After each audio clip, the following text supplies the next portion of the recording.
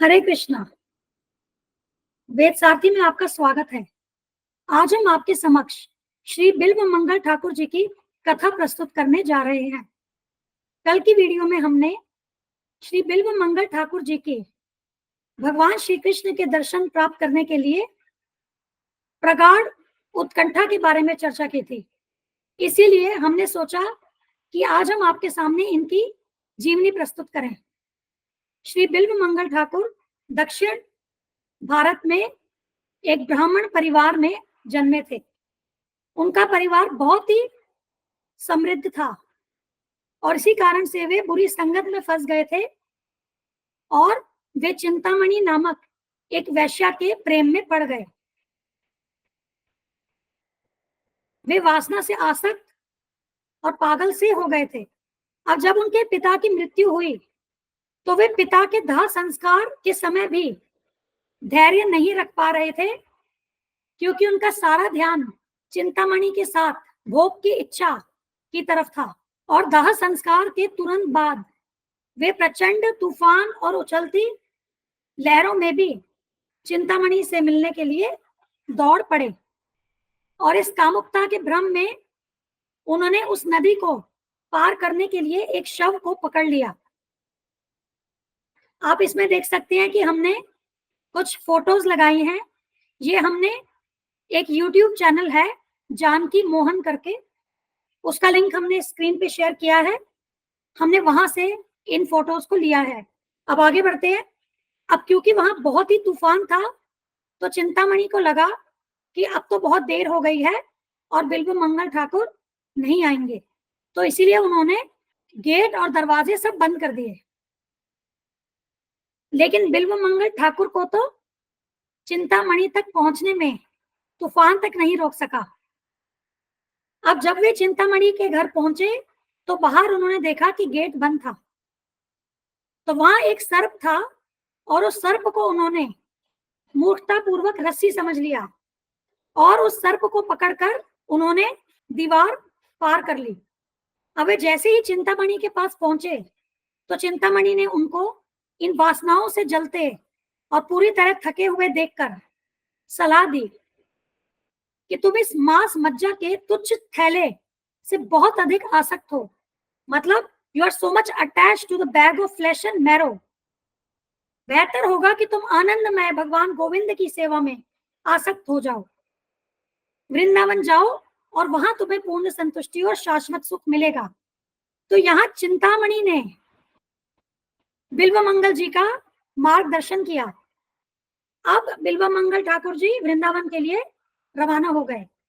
मार्ग में उन्होंने एक बहुत ही सुंदर ब्राह्मण की पत्नी देखी और वे उसके प्रति आकर्षित हो गए।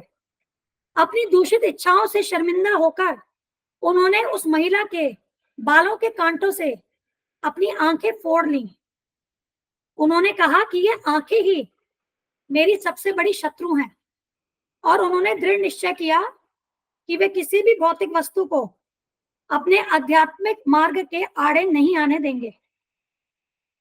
फिर उन्होंने सोमगिरी जी से दीक्षा प्राप्त की और श्री श्री राधा कृष्ण की माधुर्य लीला का वर्णन करने में उनकी विशेषज्ञता के कारण उन्हें लीला शुक नाम मिला। और इन गोविंद की लीलाओं के बारे में गाने और वीणा बजाने से उन्हें इतना आनंद प्राप्त होता था कि लाखों इंद्रिय विषय भी उसके सामने तुच्छ हो जाते थे। वे वृंदावन में 700 वर्ष तक रहे और श्री कृष्ण के महान भक्त बन गए। जैसा कि आप यहाँ देख पा रहे हैं, श्री कृष्ण स्वयं बिल्व मंगल ठाकुर जी के लिए प्रसाद लेकर के आते थे और वे उन्हें सुरक्षित विश्राम स्थल पर भी ले जाते थे।